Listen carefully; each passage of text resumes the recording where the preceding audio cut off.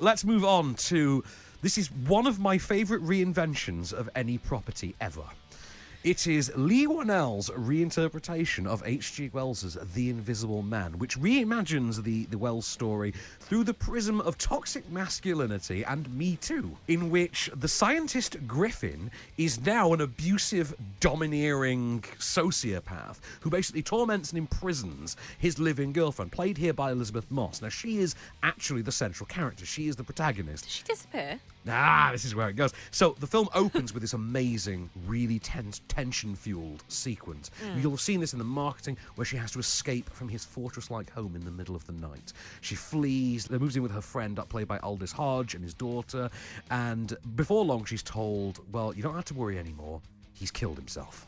So, of course, she thinks, I can get on with my life now. However, not quite that simple, because then strange things start happening. And the only possible conclusion can be, because this is a perfectly sane and realistic world, he's gone invisible. He has figured out a way to be invisible. You know exactly what I'm talking about. He's not dead. I just can't see him. Okay. Now, I agree with you. Adrian was brilliant. But it wasn't because of anything he invented. It was how he got in people's heads. You think about it. He came up with the perfect way to torture you, even in death. Only thing more brilliant than inventing something that makes you invisible is not inventing it, but making you think he did. He's not dead, Tom. Yes, that is Elizabeth Moss making an impassioned case that her sociopath ex-boyfriend has discovered invisibility. So I thought she was going to be invisible. No! Well, wouldn't that be the Invisible Woman? Yeah, true. I mean, that'd be a good twist if it actually was... Yeah, if you could twist that title. There are some decent twists to this as well, some really great twists. Do you know what? It's getting quite a lot.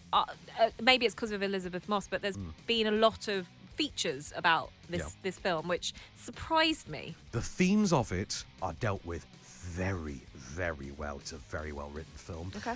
It is also a very well-acted film. Elizabeth Moss is absolutely tremendous in this. For what is effectively a micro-budget popcorn horror film, she absolutely takes this to the stratosphere. However, MVP on this one, my boy Lee Whannell, who for the second time in a row now has taken what is effectively a Paul Verhoeven movie and just gone in his own direction with it. Because the last time he did Upgrade and did RoboCop, this time he's doing Hollow Man, doing Invisible Man.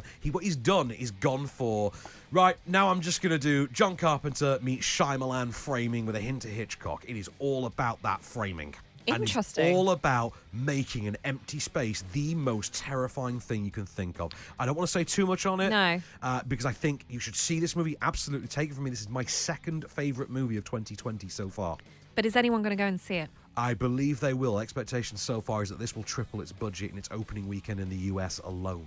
But here in the UK... I think it's going to do pretty well. I think it's an absolutely tremendous film. I think it's getting absolutely brilliant reviews, getting rave reviews, including this one we're giving right now. Okay. I cannot recommend highly enough, Bex, that you see this movie. Wow. Genuinely. I haven't got a lot going on this weekend. What I will say is, actually, go with your girlfriends.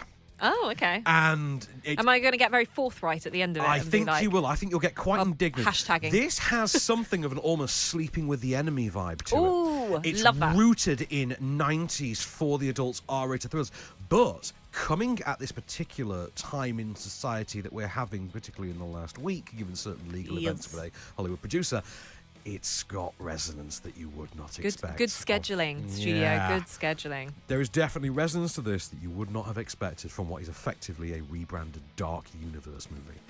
I think it's absolutely brilliant. Okay. How many? Well, I think I probably know. How many thumbs? 2 trembling thumbs up. Wow. I absolutely adored this film. What's the runtime on it? Do you know? The runtime is 2 hours and 4 minutes exactly. Okay. All right. And I will be honest, it feels about 90. Which I think actually is the runtime of Hollow Man, now that I think about it. Yeah. But you can make comparisons, by the way, between this and Hollow Man. I will say that Hollow Man was more about a narcissist and a rapist. Yeah. This is about, a sociopathic, sadosexual predator. But, sounds like one not to miss. Yeah. Get it before it becomes invisible. Put it this way, Invisible Man, must see. Ah.